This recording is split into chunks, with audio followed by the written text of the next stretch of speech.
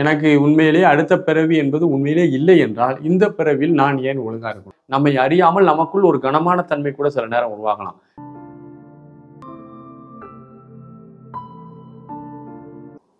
அனைவருக்கும் அன்பான வணக்கங்கள். பற்றித் தொடர்வது இருவினை பாவ புண்ணியமே என்று சொல்லப்படுகிறது. நம்முடைய ஃபாஸ்ட் லைஃப்ல நம்ம செய்த செயல்களினுடைய நீட்சி தான் இந்த பிறவியா? அல்லது பாஸ்ட் லைஃப்ல நடந்த விஷயங்கள் எல்லாமே உண்மையா பொய்யா, அல்லது அது ஒரு கட்டுக்கதையா, முற்பிறவில மனிதர்கள் செய்த அனைத்து விஷயங்களும் கட்டுக்கதையா இல்லையா அப்படிங்கிற கேள்விகள் எல்லாம் நமக்கு இயற்கையாகவே வரலாம். இன்னொரு ஆங்கிள்லையும் சிந்திச்சு பார்க்கலாம். இந்த பிறவியில நம்ம இருக்கிறோம். எனக்கு உண்மையிலேயே அடுத்த பிறவி என்பது உண்மையிலே இல்லை என்றால், இந்த பிறவியில் நான் ஏன் ஒழுங்கா இருக்கணும்? நான் எப்படினாலும் இருந்துட்டு போயிடலாம். ஆனால் நம்முடைய மறைநூல்கள் எல்லாமே மறுமை வாழ்வை குறித்து பெருமளவு பேசுகின்றன. அடுத்த நெக்ஸ்ட் லைஃப்ல நல்லா இருக்கணும்னா, இன்னைக்கு வாழ்க்கையை நீ நல்லா இருக்கணும் அப்படின்ற ஒரு மனிதன் நல்ல ஆரோக்கியமாக இருக்கிறான். நல்ல எண்ணங்களோடு இருக்கிறான். நல்ல செயல்களோடு இந்த சமுதாயத்துல இருக்கிறான். எதிர்பாராத விதமாக அவனுக்கு ஒரு தீங்கு நேர்ந்து அவன் இறந்து போலாம். நோய்வாய்ப்பட்டோ, தற்செயல் விபத்தோ ஏதோ ஒண்ணு. பார்த்தீங்கன்னா, அவன் இந்த சமுதாயத்துல எந்த விதமான ஒரு தீங்கும் செய்யாத ஒரு மனிதன் ஏதோ ஒரு காரணத்தினால திடீர்னு இறந்து போறான். நல்லா தினசரி உடற்பயிற்சி, மனப்பயிற்சி பண்ணிட்டு இருக்க ஒருத்தருக்கு கேன்சர் வருது. எந்த விதமான குடிச்சிட்டு அது செய்து இந்த சமுதாயத்துல செய்யக்கூடாத செயல்லாம் செஞ்சுட்டு இருக்கவன் 80 வயசு, 90 வயசு, 100 வயசு வாழ்றான். ஸோ இந்த கான்ட்ரவர்சியான விஷயங்களெல்லாம் நம்ம சிந்தனைக்கு எடுத்து கொள்ளலாம். இப்போ நான் சொல்றது அந்த முற்பிறவிக்கு நான் வக்காலத்து வாங்க வரல. முற்பிறவியினுடைய தொடர்ச்சி இருக்குதா இல்லையா அப்படிங்கிறத ஒவ்வொரு மனிதனும் அனுபவபூர்வமாக மட்டும்தான் தெரிந்து கொள்ள முடியுமே தவிர, இதை இருக்குன்னு நான் சொன்னாலும் உங்களால் நம்ப முடியாது.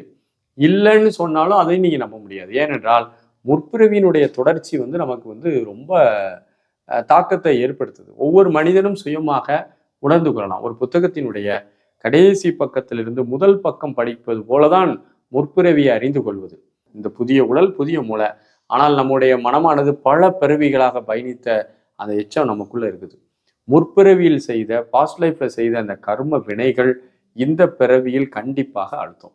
நீங்க பாருங்களேன், நீங்களே மகிழ்ச்சிகரமான ஒரு சூழ்நிலையில கூட சில நேரங்களில் உங்களுக்குள்ள ஒரு கவலை, ஒரு ஒரு உந்துதல் இருக்கும். கவலையான சூழ்நிலையில் கூட மகிழ்ச்சி வரும். நமக்குள்ள அந்த நிலைமைகள் மாறிக்கிட்டே இருக்கும். மகிழ்ச்சியா இருக்கக்கூடிய நிலைமை, ஆனந்தமா இருக்கக்கூடிய நிலைமை, திடீரென்று கவலைப்படக்கூடிய நிலைமை, திடீரென்று பொறாமைப்படக்கூடிய நிலைமை, இப்படி ஒவ்வொரு நிலைமையும் நமக்குள்ள மாறிக்கிட்டே இருக்கும்.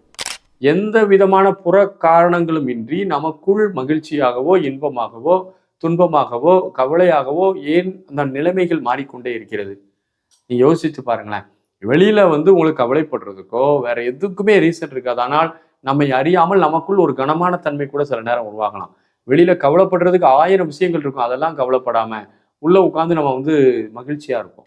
திடீர்னு எதிர்பாராத விதமாக நல்லா இருந்து கொண்டிருக்கக்கூடிய ஒரு நபருக்கு நோய்வாய்ப்படுவதும், பூர்வீகத்துல அவங்க அப்பா அம்மா இருந்து எல்லாருமே ஒழுங்கா இருக்கிறாங்க, இவரும் ஒழுங்கா இருக்கிறார், ஆனா இவருக்கு நோய் ஏற்பட்டு மரணம் அடைவதும், இப்படி எதிர்பாராத விதமாக இந்த பிரபஞ்சத்தில் நடக்கக்கூடிய பல செய்திகளை நாம் எடுத்து யோசிச்சு பார்க்கணும்.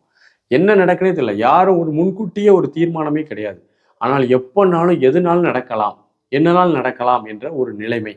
இந்த நிலைமைகள் எவ்ரி டைம் மாறிட்டே இருக்கும். காலையில இருக்கக்கூடிய நிலைமை மாலை இருக்கிறது இல்லை. இன்னைக்கு மாலை இருக்கக்கூடிய நிலைமையானது நாளைக்கு காலையில இருக்கிறது இல்லை. நிலைமைகள் ஒவ்வொரு கணப்பொழுதும் மாறிக்கொண்டே இருக்கிறது. இந்த நிலைமைகள் மாறுவதற்கான காரணம் மனித முயற்சிகளுக்கெல்லாம் அப்பாற்பட்டு சில இருக்குது. பார்த்தீங்கன்னா, தகுதி இல்லாத ஒருத்தன் உயர்ந்த இடத்துல இருக்கிறதையும், மிக மிக தகுதியான ஒரு நபருக்கு வாய்ப்புகளும் வசதிகளும் கிடைக்காமல் அவன் துன்பப்படுறதையும் பார்க்கிறோம். இப்படி பல கோணங்கள்ல நம்ம எடுத்து நுட்பமா யோசித்து பார்க்கும்போது, இப்ப இருக்கக்கூடிய இந்த நிலைமைக்கு முற்பிறவியினுடைய தொடர்ச்சியும் ஒரு காரணமாக இருக்கலாம் என்ற ஒரு சிந்தனை நமக்கு எழுகிறது. ஆகவே இந்த சிந்தனையை வைத்து இது பிளைண்டா அப்படிலாம் இல்லைன்னு மறுக்கிறத விட, இதற்கு விஞ்ஞான ரீதியான, சமூக ரீதியான பல காரணங்களை நாம் எடுத்து ஆய்வு செய்ய வேண்டும். இதற்கு நம்ம ஒரு ஒரு எடுக்காம ஆயிரக்கணக்கான மக்களை எடுத்து அவர்களுடைய பாஸ்ட் லைஃப்பை கண்டுபிடிப்பதற்கான பல முயற்சிகள்ல இறங்கி அது ஒரு டேட்டா பேஸா உருவாக்கி அந்த பேஸை வச்சு நம்ம ஒரு மிகப்பெரிய ஆய்வுகள் செய்து இந்த சமுதாயத்தில் அதை ஒரு அறிக்கையாக ஒரு பேப்பரா கொடுக்கணும். அப்படி அளவு இந்த ஆய்வுகள் பண்ணணுமே தவிர, ஆனால் இன்னைக்கு நம்ம கேட்கக்கூடிய கேள்விகள் எல்லாம் யோசிச்சு பாருங்க. நிலைமைகள் மாறுது, ஏன் மாறுது? திடீர்னு மாறுது. ஒழுங்கா இருந்தவன் இல்லாமல் போயிடுறான். காலையில் இருந்தவன் சாயந்தரம் எல்லாம் போயிருது. அதுக்கு உடல்நலம் காரணமா இருக்கலாம், மனநலம் காரணமா இருக்கலாம். விசித்திரமான பல நிலைமைகள் ஒவ்வொரு மனிதரிடம் காண முடிகிறது. இதையெல்லாம் குறித்து விஞ்ஞானிகள் அல்லது யோக விஞ்ஞானிகள் ஆராய்ச்சிகள் செய்து கண்டிப்பாக அதற்கான ஒரு அறிக்கையை, ஒரு நுட்பமான அறிக்கையை இந்த சமுதாயத்தில் வெளிப்படுத்தினால் மனிதன் இப்போ எப்படி இருக்க வேண்டும் என்ற ஒரு கொள்கையை உருவாக்கலாம். ஏன்னா இது நீங்க நினைக்கிற மாதிரி இல்லை, இது ஒரு சாதாரண நிகழ்ச்சி அல்ல.